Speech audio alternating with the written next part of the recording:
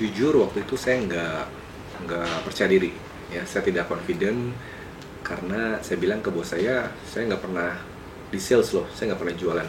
Karena biasanya kan sebagai orang nomor satu datangnya dari sales ya.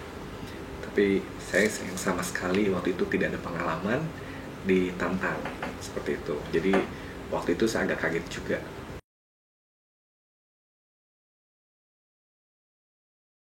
Oke, tantangan yang paling besar tuh ada dua. Satu internal, di mana saya harus membuktikan kemampuan saya di depan sales team saya ya, karena sales team saya tahu benar bahwa Ben itu orang finance, dia nggak tahu apa-apa mengenai sales. Jadi saya harus membuktikan itu. So I have to earn trust ya and respect from them. Tantangan kedua dari customer saya, karena customer saya juga tahu saya orang finance bukan orang sales. Jadi saya harus membuktikan kemampuan saya juga kepada customer saya. Jadi dua tantangan paling besar itu secara internal maupun eksternal. Nah, salah satu strategi yang saya gunakan adalah satu ya, saya harus rendah hati ya, saya harus mengakui memang saya tidak ada pengalaman, itu sesuai dengan kenyataan ya. Dan yang kedua, belajar dari awal ya. Belajar dari awal ya berarti benar-benar mempelajari mengenai produk, mempelajari mengenai customer ya, consumer, mengenai retail bisnis, itu benar-benar dari nol lagi. Jadi seolah-olah kalau buku itu mulai dari chapter 1 lagi.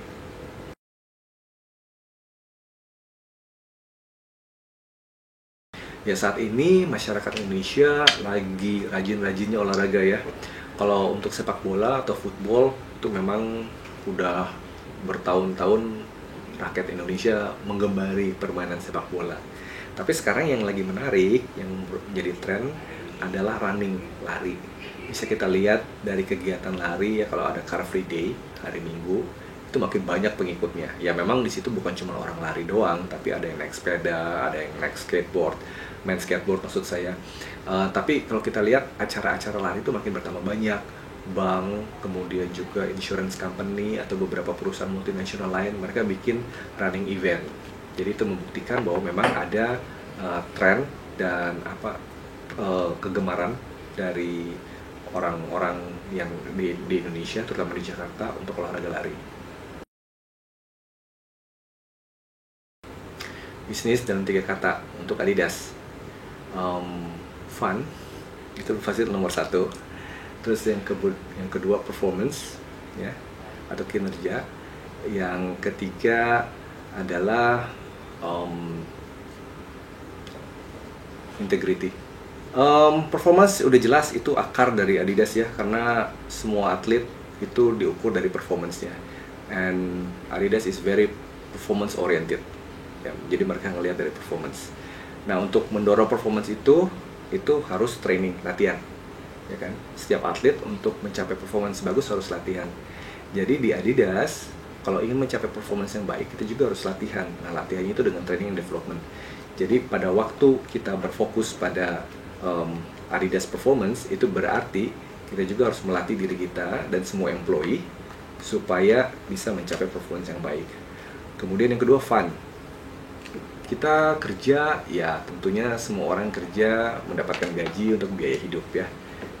Tapi kalau kita melakukannya dengan fun, ya, dengan passion, itu akan lebih mudah bagi kita. Kita akan lebih menikmati.